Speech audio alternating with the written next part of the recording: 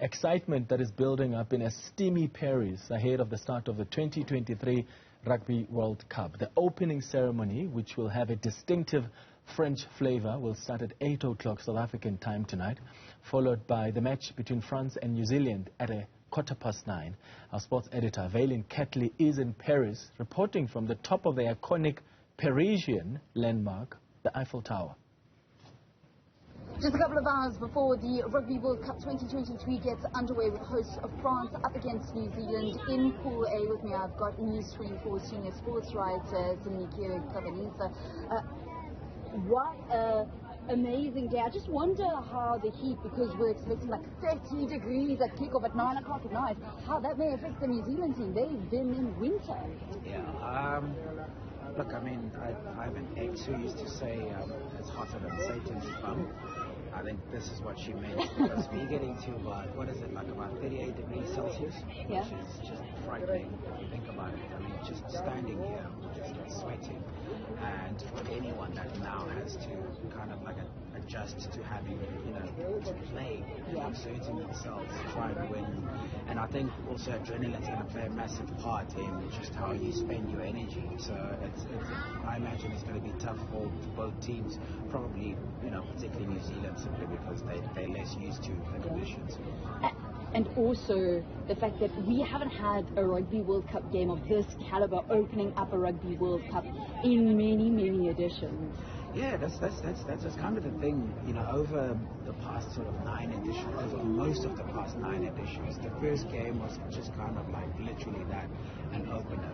This time around, it's changed because it has proper, direct sort of bearings on what happens with the tournament, because whoever loses this, they're probably sitting and thinking, we're probably going to finish second in our group, which then means we face an even tougher opponent in either South Africa, Ireland, possibly even Scotland in the quarterfinals. So there's a lot of that kind of sort of things to consider, whereas in the past you kind of like, you got your tournament underway and you got on with it and you moved on. For New Zealand though, because if you look back to 2019, their first game was against the Springboks, so they just can't seem to do any breaks in this, Yeah.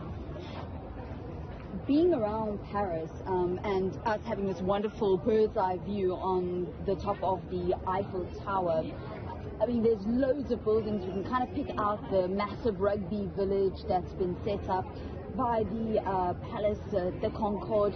But otherwise, have you felt that rugby fever has gripped Paris, or after tonight's game, that's going to happen?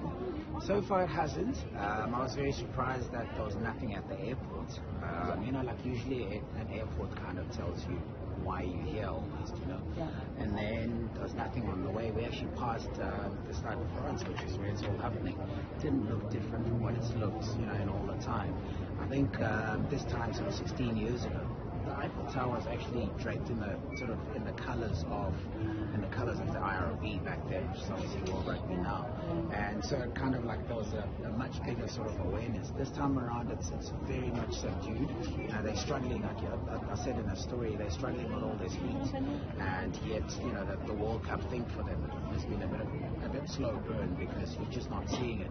Must admit, walking around our hotel, you started seeing the jerseys. I saw a few New Zealand shirts, a few French jerseys. So there is an awareness, but I don't think the tournament itself has actually gripped the people, which is a pity, because not only does it promise to be incredibly exciting, given that group of death that we've got, and how many teams can actually win it. And then over and above that, the other part that kind of makes it so well anticipated, I think they've sold the most tickets. I think 1 million more tickets, 2.8 this time around than they did in Japan. So it's going to be a big tournament. So I think once it kicks off, it's going to happen. Also, you got to look at France and think they've had their issues. They've had the riots recently.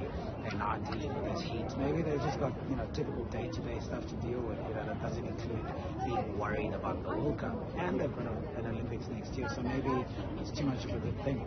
Yeah, lots of factors playing into it, but we certainly are anticipating that there will be a lot more excitement building here in Paris, and of course across the country, there's 9 different host cities that will be hosting Rugby World Cup matches right up until the 28th of October. Thank you very much for chatting with us here on Newzroom Afrika, and you can keep all your updates coming on the channel. Do stay with us.